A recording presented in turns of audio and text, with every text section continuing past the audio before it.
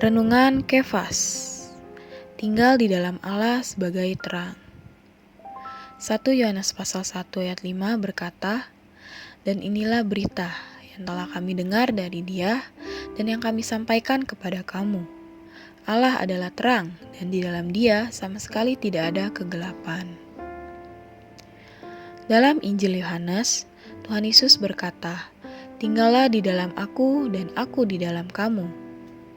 Karena Dia adalah pokok pohon anggur dan kita adalah ranting-rantingnya, kita perlu tinggal di dalam Dia.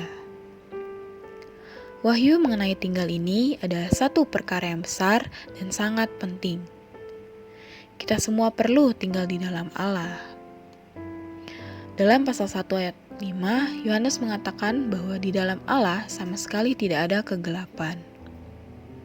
Sebagaimana terang adalah hakiki Allah dalam ekspresinya, kegelapan adalah hakiki iblis dalam perbuatannya yang jahat. Syukur kepada Allah, Dia telah menyelamatkan kita dari kegelapan iblis ke dalam terang ilahi. Terang ilahi adalah hayat ilahi dalam anak yang bergerak dalam kita. Terang ini menyinari kegelapan dalam diri kita, dan kegelapan tidak dapat menguasainya. Ketika kita mengikuti terang ini, kita sekali-kali tidak akan berjalan dalam kegelapan. Menurut konteksnya, kegelapan ini adalah kegelapan dosa. Dalam pasal 2 ayat 5, Yohanes mengatakan, "Tetapi siapa yang menuruti firman-Nya, di dalam orang itu sungguh sudah sempurna kasih Allah. Dengan itulah kita ketahui bahwa kita ada di dalam Dia."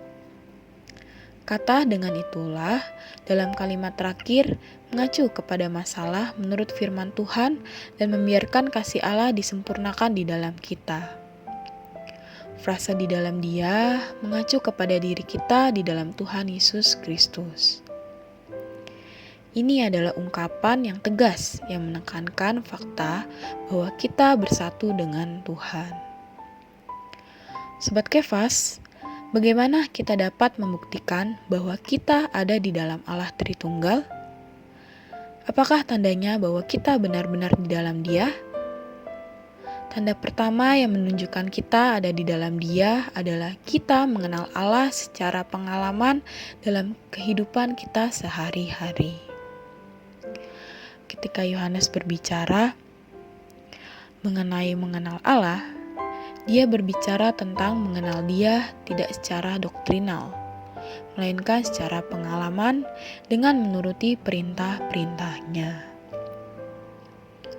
Poin penting, yang pertama, ketika tinggal di dalam Allah sebagai terang, kita tidak akan berjalan dalam kegelapan atau berjalan dalam dosa.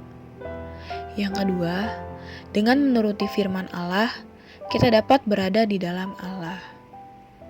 Poin doa, mendoakan diri kita supaya tetap tinggal di dalam Tuhan agar tidak mengikuti kegelapan.